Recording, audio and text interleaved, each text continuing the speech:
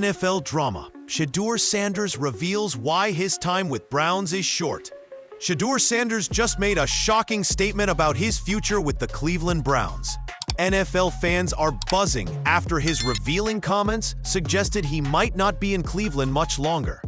Is this the beginning of a major shakeup in the quarterback room? Stick around for the full story and make sure to subscribe for daily sports drama and celebrity news updates. Hashtag Shedeur Sanders, hashtag Cleveland Browns, hashtag NFL drama, hashtag sports news. Football buzz, hashtag NFL updates, hashtag quarterback controversy.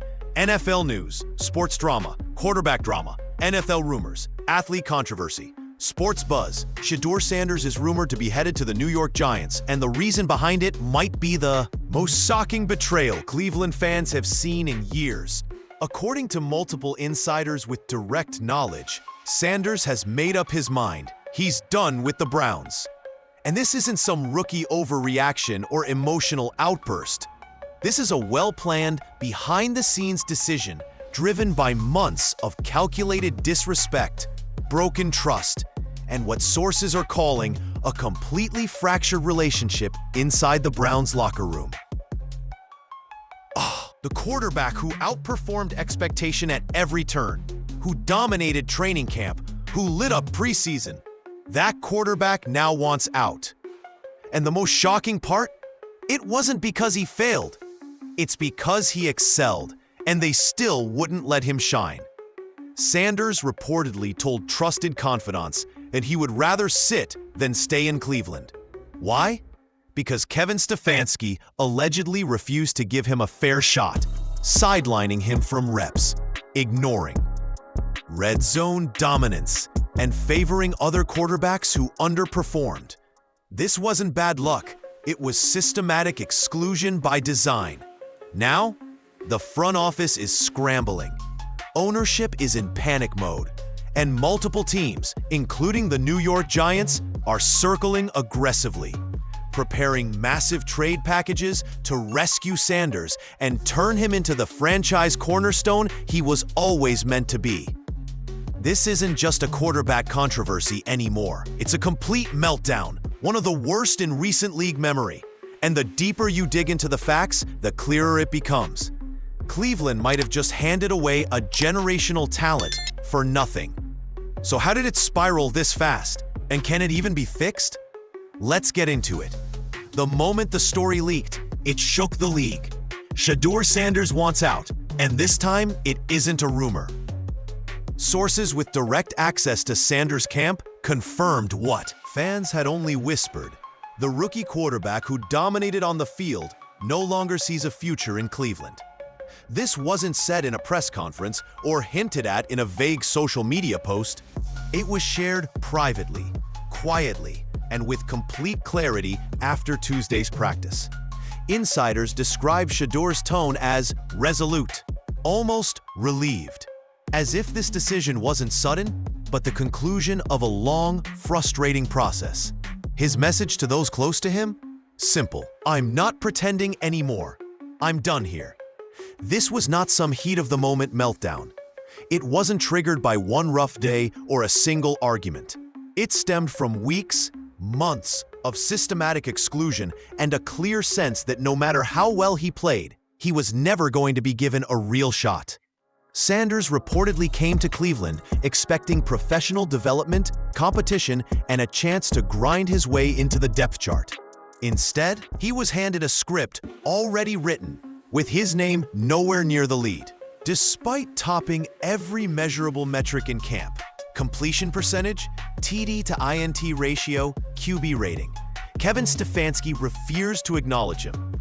He was skipped over during critical moments, like 2-minute drills, then red zone installations. Not because he failed, because they didn't let him try. According to one source, teammates noticed. Some even confronted the coaching staff. But the answers were always the same.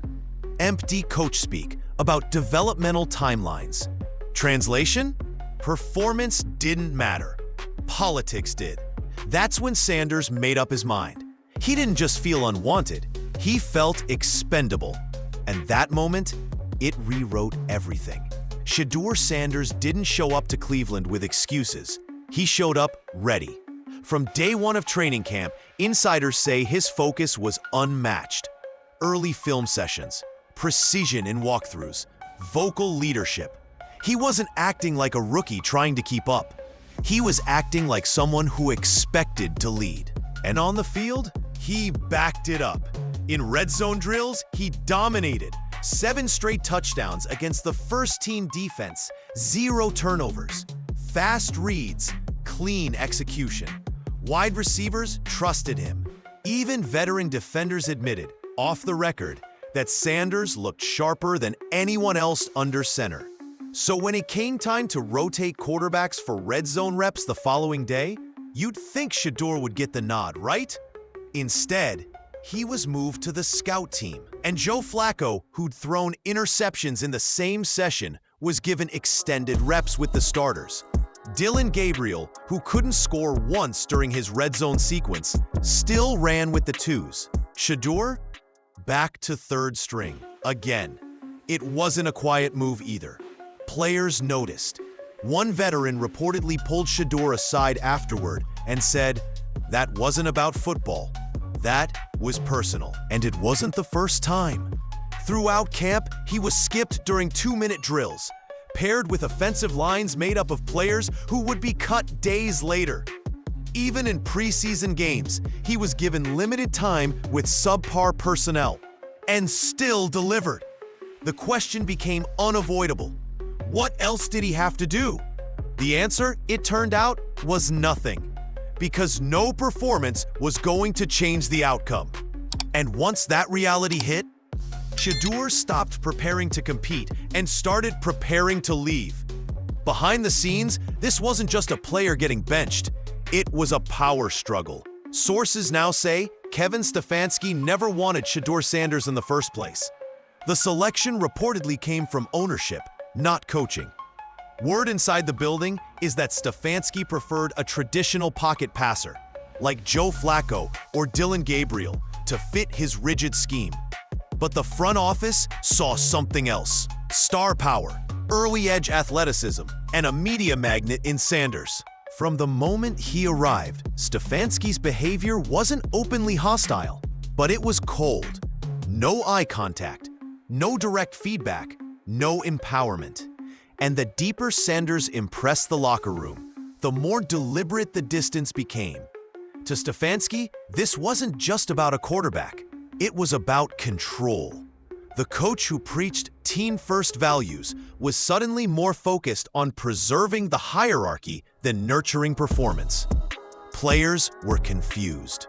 Why was the quarterback playing the best ball in camp quietly pushed down the depth chart? Why was coach publicly praising others while ignoring Sanders completely? It became clear.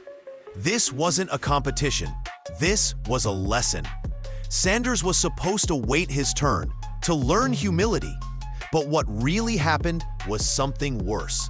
Stefanski was daring him to object, to cause drama, to lash out, so the coach could justify pushing him aside. But Sanders didn't give him that moment. He stayed composed. He took notes. He outperformed. And he waited until Stefanski overplayed his hand.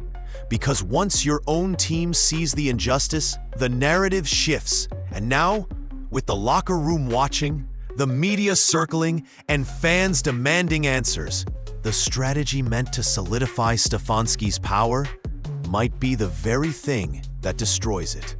While the media focused on the trade rumors, something far more serious was brewing inside the Browns facility.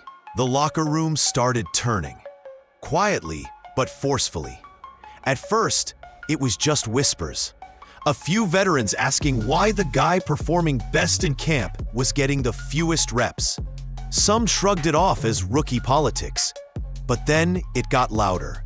After the infamous red zone session, where Shaduer threw 7 straight touchdowns and didn't get a single follow-up rep while Joe Flacco tossed an interception, that was the tipping point. Multiple players reportedly approached Sanders after practice, not just to console him, but to say flat out, "This isn't right, and we see it." One defensive captain even confronted Stefanski directly, asking the question fans had been posting online for weeks. Why aren't we playing our best quarterback? Stefanski's response? According to several inside sources, vague, deflective phrases about long-term development and earning leadership opportunities. The kind of canned response that sounds smart but means absolutely nothing. And that might have been manageable if players actually believed it. They didn't. Receivers started requesting reps with Sanders in informal workouts. Linemen voiced frustration at being forced to block for less mobile QBs. Even special teams players began echoing the sentiment.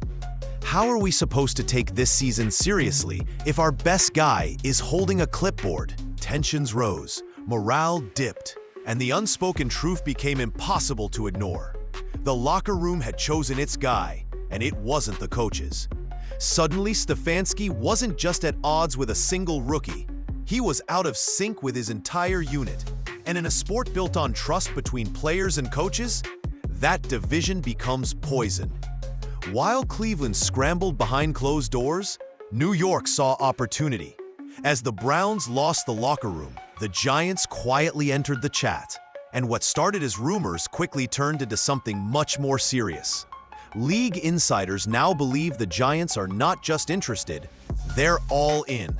According to multiple sources, New York is preparing one of the most aggressive trade packages in recent memory for a rookie quarterback.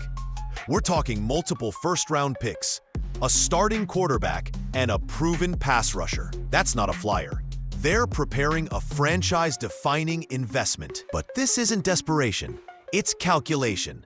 The Giants reportedly view Shedeur Sanders not as a developmental project, but as a quarterback who can step in and reshape the offense immediately. Behind the scenes, their coaching staff has followed Sanders since his college days. Their offensive coordinator? A long-standing relationship with Sanders' inner circle dating back to recruiting. The system? Basically built for him. Vertical passing, designed QB runs. Improvisational playmaking. Contrast that with Cleveland, a rigid scheme, outdated passing concepts, a head coach allergic to modern mobility. The difference is night and day, and the buzz isn't limited to front offices. Giants fans are already flooding social media, posting Photoshop edits of Sanders in blue and white, running mock trade proposals, even starting hashtag campaigns to free Shaduer. Meanwhile, Cleveland fans are melting down in real time, some blaming Stefanski, others clinging to hope that ownership can fix this before it's too late. But truthfully, it might already be too late. Because while the Browns debate what went wrong, the Giants are building what's next. And if this trade goes through, Week 7, when Cleveland visits New York, won't just be a game. It'll be personal. On the outside, Shedeur Sanders is saying nothing. No rants, no cryptic Instagram stories, no clickbait interviews. But make no mistake, he's speaking volumes. His silence has become one of the most calculated moves we've seen from a rookie in years. While the Browns front office fumbles PR damage control and fans tear each other apart online, Shaduer continues showing up to meetings, executing scout team reps, and refusing to give the media anything they can twist against him. It's not retreat, it's strategy. Behind the scenes, every move is purposeful. His team has already coordinated leaks to insiders. The information didn't get out. It was placed, on purpose, into the right hands at the right time. The story? Controlled from the start.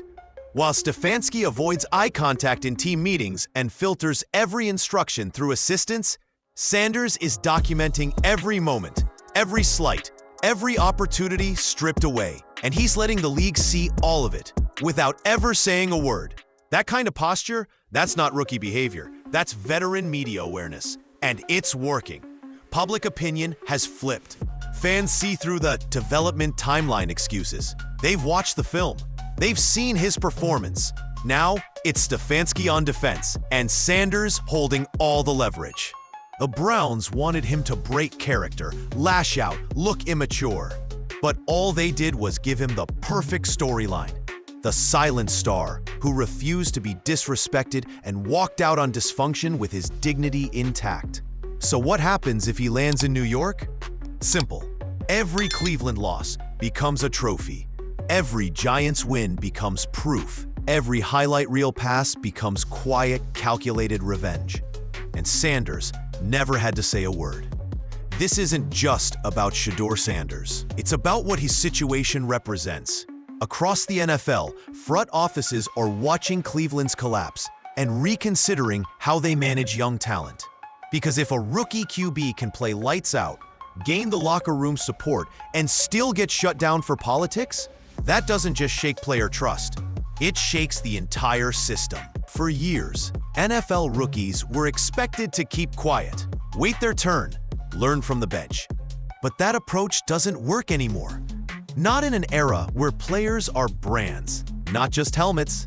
Not when rookies come in with millions of followers, NIL experience, and agents who understand how to win off the field as much as on it. Shedeur Sanders is the embodiment of that shift.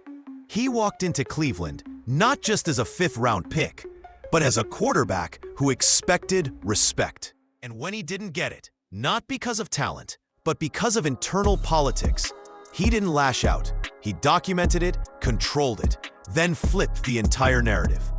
And here's what matters most for the league. Young quarterbacks are watching this. College athletes entering the draft are watching this. Player agents are building playbooks around this.